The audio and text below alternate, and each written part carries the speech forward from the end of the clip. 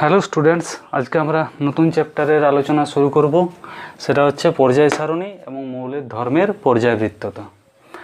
তো দেখো, 1800 শতাব্দীর শুরুর দিকে যখন একে একে বেশি বেশি মৌল আবিষ্কার হওয়া শুরু হয়, তখন মৌলগুলির বিভিন্ন যখন মৌলের সংখ্যা বাড়তে থাকে, মৌলের সংখ্যা বৃদ্ধির সঙ্গে সঙ্গে কি হয় না, বিভিন্ন মৌলের ধর্ম, ভৌত এবং রাসায়নিক ধর্ম আলাদা আলাদাভাবে মনে রাখা বা আলাদাভাবে স্টাডি করা, তাদেরকে আলাদা আলাদাভাবে প্রতিটা তাদের রাসায়নিক ধর্ম বলো, ভৌত ধর্ম বলো, আলাদা আলাদাভাবে এদের প্রত্যেককে স্টাডি করা দুঃসহ ব্যাপার হয়ে যাচ্ছিল। যে প্রতিটা মৌলের জন্য এখন ধরো বর্তমানে প্রায় 120-র কাছাকাছি মৌল আছে, 119টার মতো। তো তাদের কি হয় যে প্রতিটা মৌলের তো ধর্ম ওইভাবে আলাদাভাবে মনে রাখা সম্ভব নয়। 120টা মৌলের জন্য যদি আমি 120 রকমের ধর্ম মনে রাখি, তাহলে সেটা খুবই সমস্যার এবং খুবই হেডেকের, যতটা মনে রাখা সম্ভব না প্রতিটা মৌলের আলাদা আলাদা ধর্ম মনে রাখা।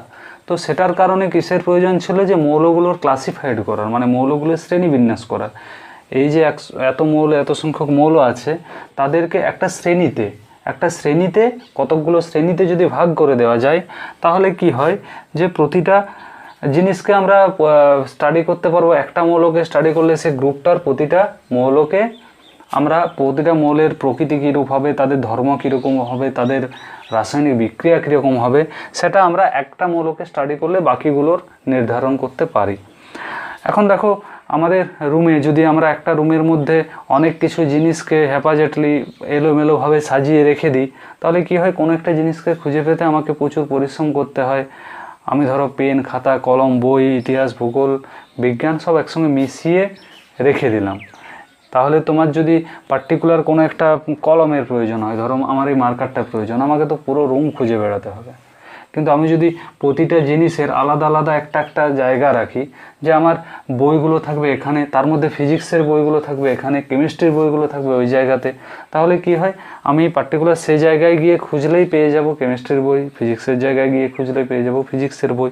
এবং ফিজিক্সের যে বইগুলো থাকবে, প্রতিটা ফিজিক্সেরই বই থাকবে, তাদের মধ্যে মেটেরিয়ালস ফিজিক্সেরই থাকবে, এমনটা নয় যে তাদের মধ্যে ইতিহাস থাকবে কি ভূগোল থাকবে। সেরকম কলমের জায়গাতে কলম রাখবো। তো এটার তাহলে পর্যায় সারণীর প্রয়োজনীয়তা কী ছিল না, বেশি সংখ্যক মৌল আবিষ্কারের জন্যে তাদেরকে আলাদা আলাদাভাবে তাদের ধর্ম বলো, রাসায়নিক ধর্ম, ভৌত ধর্মের আলাদা আলাদাভাবে স্টাডি করা সম্ভবপর ছিল না, বা আলাদাভাবে তাদের ধর্ম মনে রাখাও সম্ভবপর ছিল না। সেগুলোর জন্যে যাদের ধর্ম একই রকম, তাদেরকে একই শ্রেণীতে স্থান দিয়ে কতকগুলি পর্যায়ে বিভক্ত করা হয়, যাতে কি হয় না, একটা মৌলের ধর্ম, রাসায়নিক ধর্ম, ভৌত ধর্ম স্টাডি করলে বাকি ধর্মগুলোরও আমার কি ধরনের ধর্ম হবে সেটা আন্দাজ করা যায়। কি হয় না, পর্যায়বৃত্ততা বলতে আমরা কি বুঝবো না, কোনো একটা ধর্মের তোমার gradually increase or gradually decrease হবে, অথবা সিমিলার হবে। মানে কোনো একটা ধর্ম, ধরো আমরা বললাম যে পারমাণবিক ব্যাসার্ধ, হয় পারমাণবিক ব্যাসার্ধ যত আমরা নিচের দিকে আসবো কী হবে, ক্রমাগত বাড়তে থাকবে, এটা ট্রেন্ড যে বাড়তে থাকবে।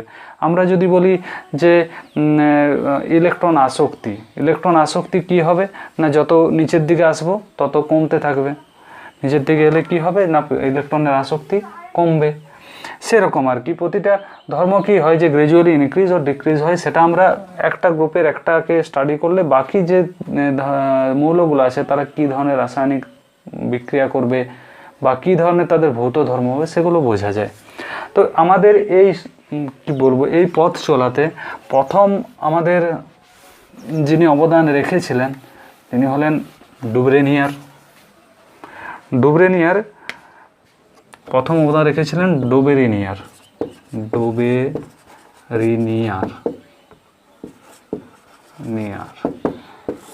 তিনি কি দেন না, তিনি ত্রয়ী সূত্র দেন। সেটা ডোবেনিয়ার ত্রয়ী সূত্র বা ডোবেনিয়ার স্ট্রাইড রুল নামে পরিচিত। ত্রয়ী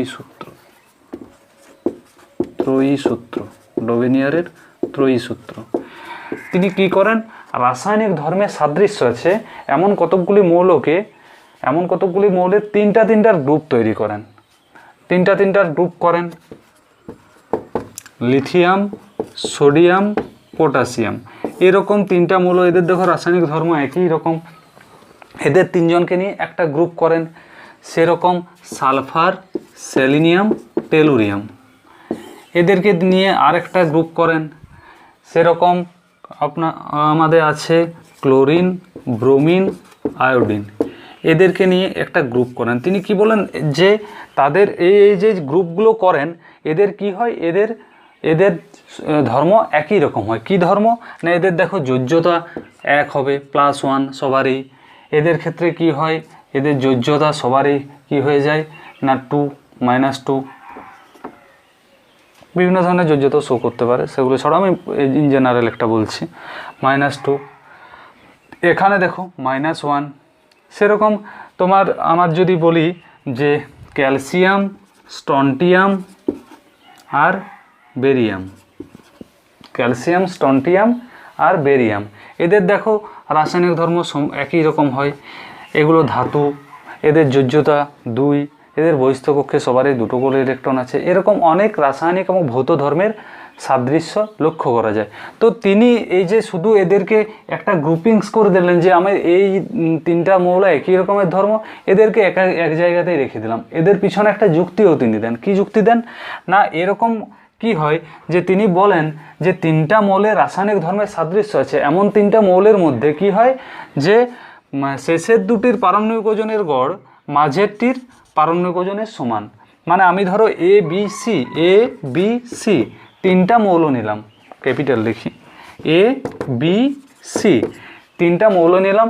এই যে এদের যদি ধর্ম একই রকম হয়, তাহলে তোমার ডোবেনিয়ারের তৈরিসূত্র অনুযায়ী কী হবে না, এ এবং সি এর পারমাণবিক ওজনের গড় হয়ে যাবে বি এর পারমাণবিক ওজন, গড় হয়ে যাবে বি এর পারমাণবিক ওজন। এটাই ছিল ডোবেনিয়ারের ত্রয়ীসূত্র। তিনি কি বলেন যে রাসায়নিক ধর্মের সাদৃশ্য আছে এমন 3টি মৌলকে যদি আমরা সাজাই, তাহলে কি হয় না, মাঝের মৌলটির পারমাণবিক ওজন হয় অন্য 2টি মৌলের পারমাণবিক ওজনের গড়। তাহলে তার তত্ত্ব অনুযায়ী কী হবে না, আমার বি এর পারমাণবিক ওজন হবে এ এবং সি এর পারমাণবিক ওজনের গড়। প্রায় একজ্যাক্ট যে সমান হবে এমনটা নয়, প্রায় মানে কাছাকাছি হবে, একজ্যাক্ট সমানও হতে পারে। তাহলে আমরা দেখব যে এগুলো ফলো করছে কি না। দেখো এখানে লিথিয়ামের কত জানি আমরা 7, আমরা সোডিয়ামের কত জানি 23, পটাশিয়ামের কত 39। আমি ডোবেনিয়ার কি বলেছিলেন যে মাঝেরটার পারমাণবিক ওজন হবে পাশের দুটোর পারমাণবিক ওজনের গড়। তাহলে আমি এখন পাশের দুটোর পারমাণবিক ওজনের গড় করব, 7 + 39/2 সমান কত হচ্ছে না, সমান হচ্ছে আমার 23 হচ্ছে। তাহলে দেখো এটা দেখা যাচ্ছে। সিমিলারলি আরেকটা গ্রুপ আমরা দেখি, ক্লোরিন, ব্রোমিন, আয়োডিন, এটাতেই দেখি। ক্লোরিনের কত 35.5, আয়োডিনের কত 127। তাহলে দেখো ব্রোমিন ধরো আমরা জানি না, ব্রোমিনটার কত হবে, তাহলে 35.5 + 127/2 কত আসছে দেখো, 7 5 12 2, 7 5 12 2, 8 6 হবে 162.5/2 কত হচ্ছে 81.25। অ্যাকচুয়ালি ব্রোমিনের হয় 80। দেখো প্রায় কাছাকাছি। তাহলে কি উনি বলেছিলেন যে প্রায় সমান হবে অথবা কাছাকাছি হবে, একজ্যাক্ট সমান না হতে পারে। এখানে দেখব ক্যালসিয়ামের কত 40, বেরিয়ামের কত 137। এদের পারমাণবিক ওজনের গড় করব, কত হয় দেখি, 40 + 137/2, 40 + 137/2 সমান কত হয়ে যাচ্ছে 177/2, 2 8 16, 88.5। ঠিক আছে, এখানে স্ট্রনসিয়ামের কত হয় 88, দেখো সমান হয়েছে। তাহলে এখানে আমরা কি দেখছি, ডোবেনিয়ার ত্রয়ীসূত্র দিয়েছিলেন সেটা কিন্তু মিলছে। উনি যে গ্রুপসগুলো দিয়েছিলেন সেগুলোর মধ্যে উনি এটা দেখিয়েছিলেন। সালফার, সেলিনিয়াম, টেলুরিয়াম দেখবে এর 128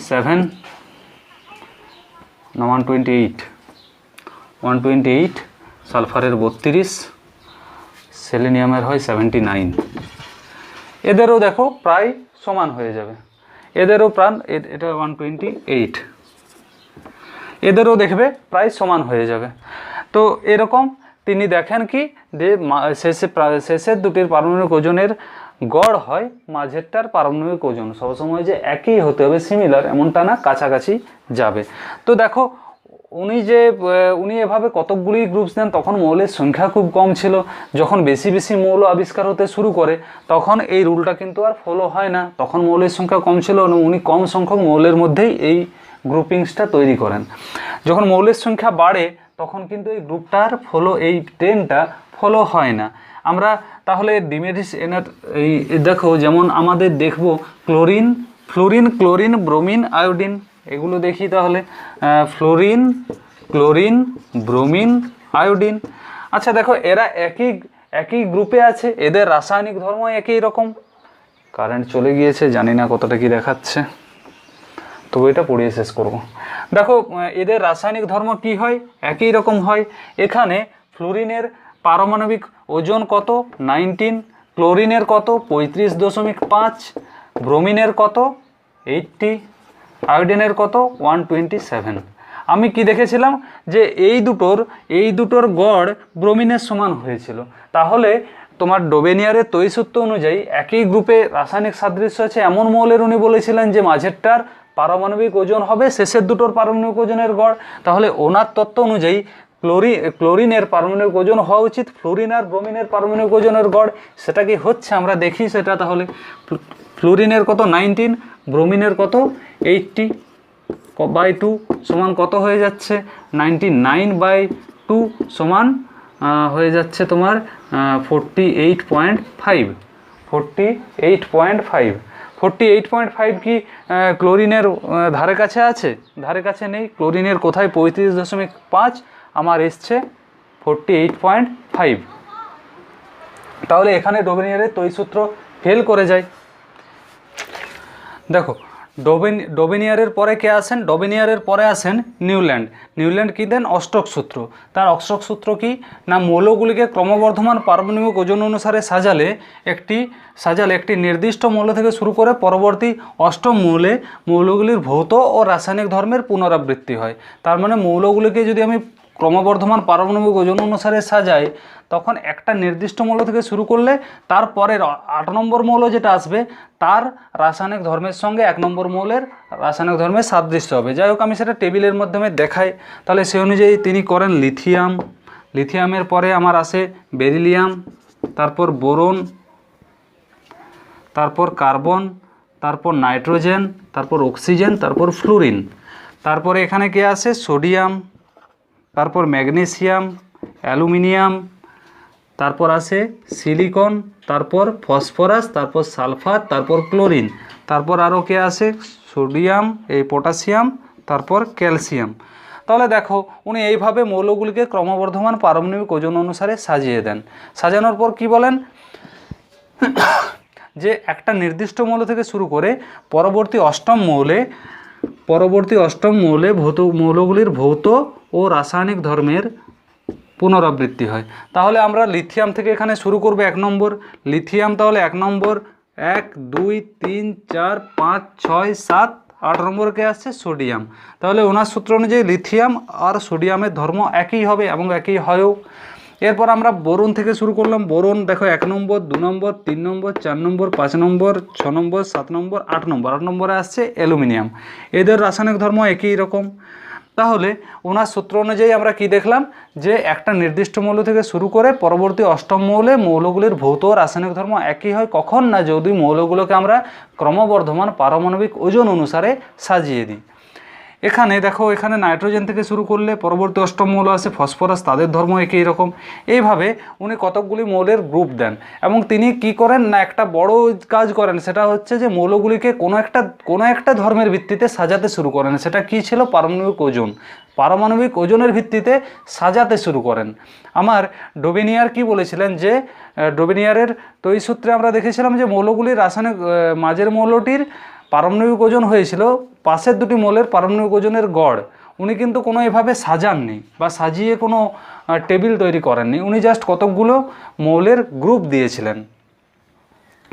তো এখানে কি হচ্ছে, আমরা ইনক্রিজিং অর্ডার, আমরা ক্রমবর্ধমান পারমাণবিক ওজন অনুসারে সাজাচ্ছি, সাজানোর পর কি দেখা যাচ্ছে যে পরবর্তী অষ্টম মৌলে মৌলগুলির ভৌত রাসায়নিক ধর্ম পুনরাবৃত্ত হচ্ছে। এটাই ছিল নিউল্যান্ডের অষ্টক সূত্র। কিন্তু ওনার অষ্টক সূত্রে ক্যালসিয়াম পর্যন্তই এসেছিল, ক্যালসিয়ামের পরে ভারী মৌলগুলি আসতে শুরু করে। ভারী মৌলগুলোকে কিন্তু উনি তখন আর এভাবে সাজাতে পারেননি, ভারী মৌলগুলিকে উনি স্থান দিতে পারেননি। পরে যখন আরও নোবেল গ্যাস আবিষ্কার হয় তখন হিলিয়াম আসে, নিয়ন আসে, আর্গন আসে। তো কি হয়, তখন কি হয়, পরবর্তী অষ্টম মৌলে যখন এগুলোকে রেখে যদি আমি পরবর্তী অষ্টম মৌল দেখি, তাহলে লিথিয়ামের পরবর্তী অষ্টম মৌল আসে নিয়ন, যার সঙ্গে লিথিয়ামের ধর্মের কোনো সাদৃশ্য নেই। তাহলে এখানে ওনার অষ্টক সূত্র ফেল করে যায়। উনি এখানে নিষ্ক্রিয় গ্যাসকে না রেখে এই অষ্টক সূত্র দিয়েছিলেন। পরে যখন নিষ্ক্রিয় গ্যাস আবিষ্কার হয় তখন এখানে রাখলে কি হয়ে যায় না, পরবর্তী অষ্টম মৌলে না হয়ে পরবর্তী নবম মৌলে রাসায়নিক ধর্মের সাদৃশ্য লক্ষ্য করা যায়। পরবর্তী নবম মৌলে রাসায়নিক মৌলের ভৌত রাসায়নিক ধর্মের সাদৃশ্য লক্ষ্য করা যায়। এই ছিল আমার নিউল্যান্ডের অষ্টক সূত্র। এরপর আসে প্রথম পর্যায় সারণীর ব্রেক থ্রু, যিনি একসাথে যখন সে সময় 63টি মৌল আবিষ্কার হয়, 63টি মৌলকেই তোমার একটা টেবিলের মধ্যে আনতে পেরেছিলেন। তিনি কে ছিলেন না, মেন্ডেলিভ। এই মেন্ডেলিভের সঙ্গে সঙ্গে আরেকজনও কাজ করেছিলেন, লোথার মেয়ার। লোথার মেয়ারও একই কাজ করেছিলেন এবং উনিও একই সূত্র দিয়েছিলেন, কিন্তু মেন্ডেলিভ দিয়েছিলেন টেবিলে, উনি দিয়েছিলেন গ্রাফে। তাহলে আমরা লোথার মেয়ারটা আগে একটু দেখে নিই। লোথার মেয়ার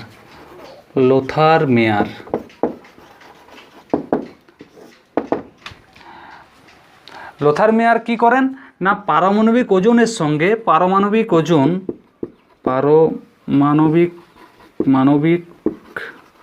আয়তন আর পারমাণবিক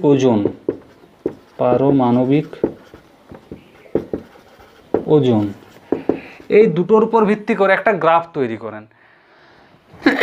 তিনি কি দেখেন, গ্রাফটা এইরকম হচ্ছে,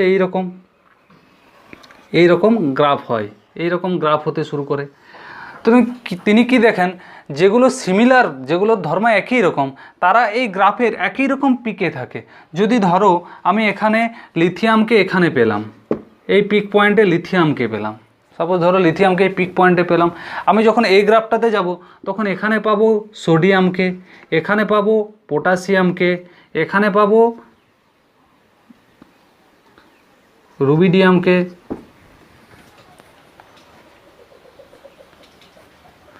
তাহলে এখানে পাবো রুবিডিয়ামকে, এইভাবে পাবো। এখানে যদি আমি দেখি, এখানে ধরো কোনো একটা জায়গাতে পেলাম আমি তোমার গ্রুপ 2 এর মৌলগুলোকে, ধরো বেরিলিয়ামকে এখানে পেলাম, এখানেও সেম জায়গাতে এই পিকের যেদিকে নামছে, এদিকটা কি পিকটা উঠছে, এদিকে ডিসেন্ডিং অর্ডার, এদিকে নামছে, এই নামার দিকে এখানে পাবো কাকে, ম্যাগনেসিয়ামকে, এর নামার দিকে এখানে পাবো কাকে, ক্যালসিয়ামকে।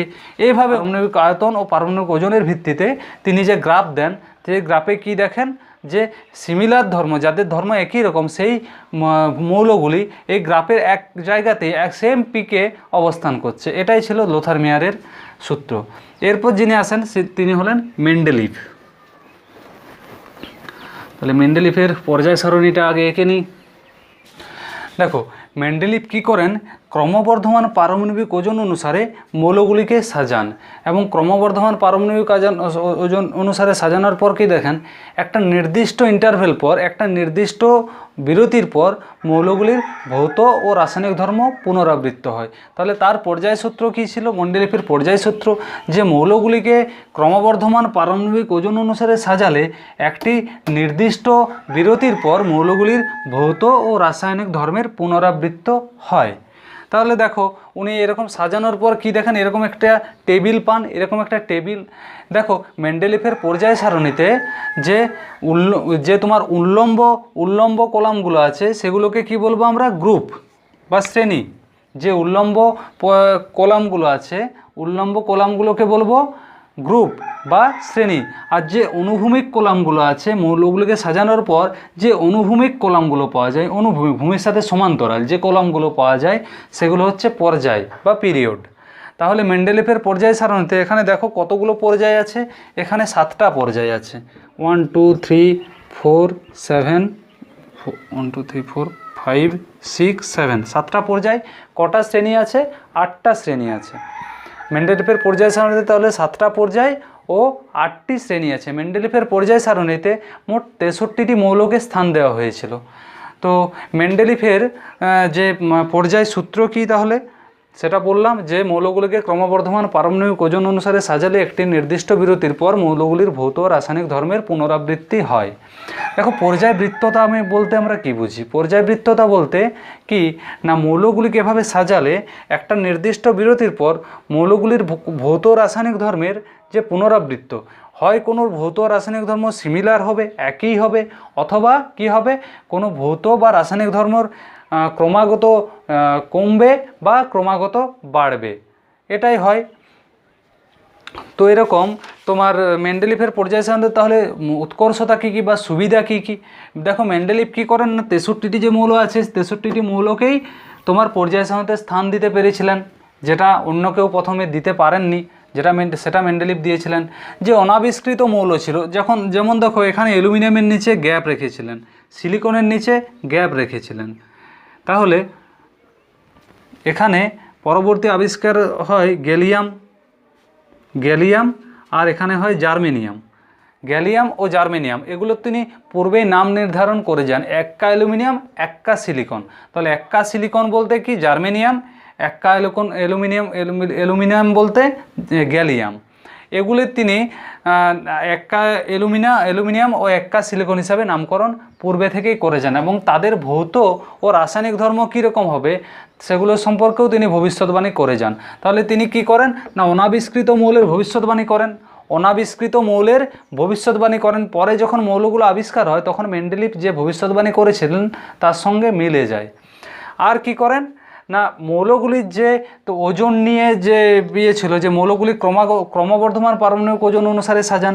তাহলে পূর্বে তোমার এই গোল্ডের, এই সোনার ওজন ভাবা যেত যে প্ল্যাটিনামের চাইতে কম বা প্ল্যাটিনামের ওজন বেশি সোনার চাইতে, কিন্তু মেন্ডেলিফের পর্যায় সারণীতে প্ল্যাটিনামকে আগে স্থান দেওয়া হয়েছে, তারপরে পেয়েছে কে না সোনা। এখন ক্রমবর্ধমান পারমাণবিক ওজন অনুসারে সাজালে কি হয় না, প্ল্যাটিনামের চাইতে সোনাই ভারী হয়, যেটা মেন্ডেলিফের পর্যায় সারণী থেকে আমরা পেয়ে থাকব। এরপর দেখো মেন্ডেলিফের পর্যায় সূত্র কেন বর্জিত হয়। দেখো মেন্ডেলিফ কি করেন না, যে মৌলগুলির রাসায়নিক ধর্ম আলাদা, ভৌত রাসায়নিক ধর্ম আলাদা, তাদেরকে একটা গ্রুপে স্থান দেন। যেমন দেখো এখানে কি করেন উনি, যে এখানে গ্রুপ 1-এ হাইড্রোজেন, লিথিয়াম, সোডিয়াম, পটাশিয়ামের সঙ্গে কপার, তোমার গোল্ড এবং সিলভার তিনটেকেই স্থান দেন, যেটা কিন্তু পুরোপুরি তোমার রাসায়নিক ধর্মের পরিপন্থী। এগুলো একই ধরনের নয়, তবুও একটা গ্রুপে স্থান পেয়েছে। এখানে গ্রুপ 2-তে কী হয়েছে না, বেরিলিয়াম, ম্যাগনেসিয়াম, ক্যালসিয়ামের সঙ্গে জিঙ্ক, ক্যাডমিয়াম আর পারদকে স্থান দেওয়া হয়েছে। সেরকম তাহলে বিভিন্ন ধর্মের মৌলগুলিকে একই গ্রুপে স্থান দেওয়া হয়েছে, একটা ডিমেরিটস। আবার যাদের ধর্ম একই রকম তাদেরকে বিভিন্ন গ্রুপে স্থান দেওয়া হয়েছে। যেমন ধরো এখানে সিলভার আর প্ল্যাটিনাম, এদের ধর্ম অনেকটা একই রকম, সিলভার আর প্ল্যাটিনাম, এদেরকে কিন্তু দুটো আলাদা গ্রুপে স্থান দেওয়া হয়েছে। তাহলে বিভিন্ন রাসায়নিক ধর্মের সাদৃশ্য আছে এমন মৌলকেও বিভিন্ন গ্রুপে স্থান দেওয়া হয়েছে। এরপর মেন্ডেলিফ কি বলেন, যে ক্রমবর্ধমান পারমাণবিক ওজন অনুসারে সাজানোর কথা। কিন্তু আমরা দেখো কি এখানে দেখো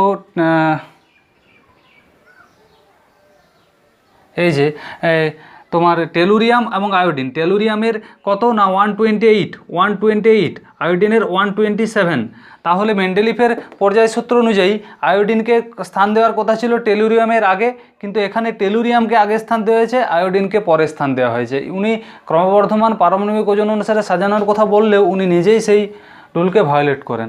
এখানে কি দেখা যায়, কোবাল্ট ও নিকেল, কোবাল্টের চাইতে নিকেলের পারমাণবিক ওজন বেশি, তাহলে পারমাণবিক ওজন কম, কোবাল্টের বেশি, নিকেলের কম। তাহলে নিকেলকে আগে স্থান দেওয়ার কথা ছিল, কোবাল্টকে পরে। সেখানে উনি কী করেন না, নিকেলকে পরে স্থান দেন, কোবাল্টকে আগে দেন। এখানে দেখো গ্রুপ 8-এ তিনি বিভিন্ন ধর্মের 3টি মৌলকে একই গ্রুপে রাখেন। বিভিন্ন ধর্মের 3টি করে মৌলকে একই গ্রুপে স্থান দেন। এই একটা ডিমেরিটস গেল। আর একটা কি বলা যেতে পারে যে তোমার আইসোটোপের যখন আবিষ্কার হয়, আইসোটোপ যেমন হাইড্রোজেনের 3টা আইসোটোপ আছে, 1H1, H2, H3, এদের 3টেরই পারমাণবিক ওজন আলাদা 1, 2, 3। সেই অনুযায়ী এদেরকে একটা গ্রুপে স্থান না দেবে, এদের 3টা গ্রুপ হওয়া উচিত ছিল, যেহেতু পারমাণবিক ওজন আলাদা এবং উনি পারমাণবিক ওজনের ভিত্তিতে সাজান। কিন্তু উনি 3টাকেই কোনো আইসোটোপকে কোনো আলাদা কোনো গ্রুপে ফেলেননি। যদিও তিনি পারমাণবিক গুরুত্ব অনুসারে সাজালেও, পারমাণবিক ওজন অনুসারে সাজালেও উনি আইসোটোপগুলিকে একই গ্রুপে রাখেন। সেরকম আমার 8O16, 8O16, 8O18 এগুলোর পারমাণবিক ওজন আলাদা হওয়া সত্ত্বেও এদেরকে একটা গ্রুপেই রাখান। কার্বনের যে আইসোটোপগুলো আছে সেই আইসোটোপগুলোর জন্য উনি কিন্তু আলাদা কোনো গ্রুপ তৈরি করেননি, যেহেতু পারমাণবিক ওজন আলাদা হওয়ার জন্য ওদের আলাদা গ্রুপ হওয়া উচিত ছিল, তবুও তিনি ওগুলোকে একটা গ্রুপের মধ্যেই রাখেন। তাহলে এই ছিল মেন্ডেলিফের পর্যায়সূত্র, এবং এই ছিল মেন্ডেলিফের পর্যায়সূত্রের উৎকর্ষতা বলো, ব্যর্থতা বলো, এগুলোই। মেন্ডেলিফের পর্যায়সূত্র নিয়ে আমাদের হয়তো অত বেশি কোশ্চেন আসবে না। আমাদের যা কোশ্চেন আসবে কম্পিটিটিভ এক্সামে, আমাদের সমস্ত কিছু আসবে তোমার আধুনিক পর্যায় সারণীর উপর। তো এর পরের ক্লাসে আমরা আধুনিক পর্যায় সারণী শুরু করব। মেন্ডেলিফের এই যে পর্যায় সারণীর যে ভুল ত্রুটিগুলো আছে সেগুলো সংশোধন করেন মোজলে, বোর অনেকেই মিলে আধুনিক পর্যায় সারণী মডেল দেন। এটা একটা মানে কি বলবো যে কম্বাইন ওয়ার্ক, কেউ এককভাবে এটা তৈরি করেন।